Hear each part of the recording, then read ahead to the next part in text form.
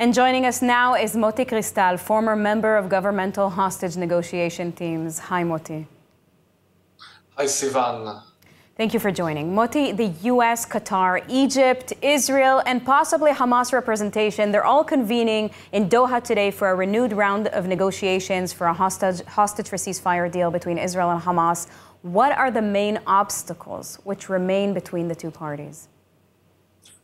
I think that the main obstacles is the non-existing political will, probably on either sides of Hamas and Israel. In the Israeli politics, it's already became a common knowledge, a common understanding that Netanyahu doesn't have a personal political interest to pursue a deal which includes ends of hostilities and end of the war, because that will start some countdown towards the end of his political career or towards election, which he doesn't want.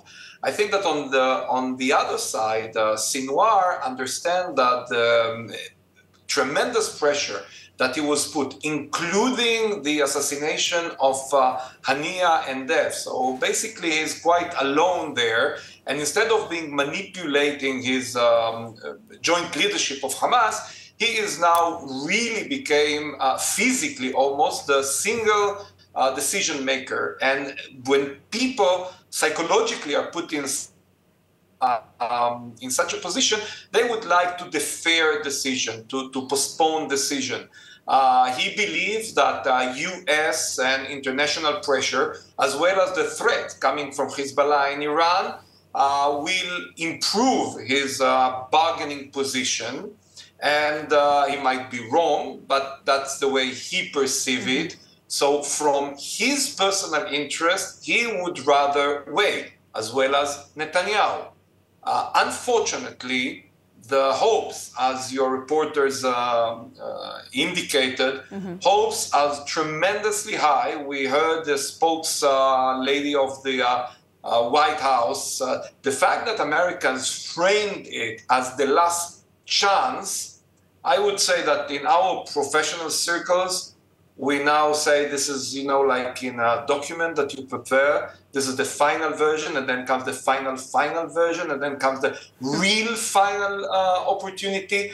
Unfortunately, this is the situation as I see it. Now, the Mossad and Shin Bet chiefs arrived at the summit on Israel's behalf, but also Netanyahu's policy advisor. Do you think that Netanyahu can make the concessions needed and get the support needed to approve a deal?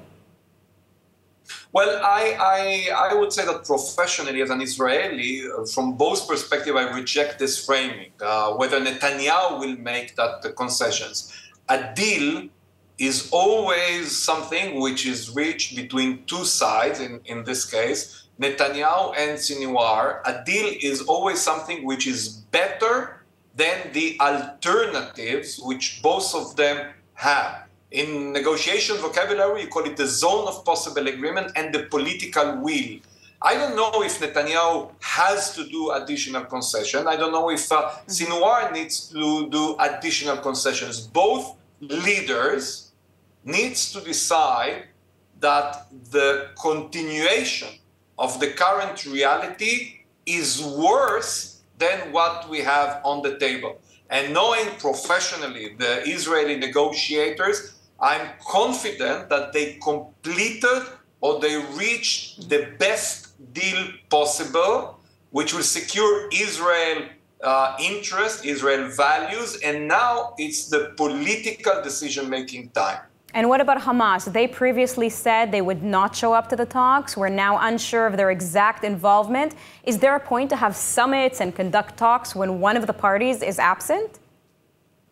Well, you clearly indicate one of the big faults of this process, the fact that the decision makers are not even in communication or in direct communication. Because, as you mentioned, Ophir Falk, the foreign policy advisor of Netanyahu, is there. He can definitely step aside and consult Netanyahu, while neither of the people in the room who represents the Hamas side, Qatari, the Egypt, cannot do the same with Sinwar. So that really adds, I don't want to say a disadvantage to the Israeli side, but definitely that adds a significant challenge to those who want to pursue a deal. Certainly one of the greatest challenges. Moty Cristal, thank you very much. Toda rabba, Sivan. Thank you.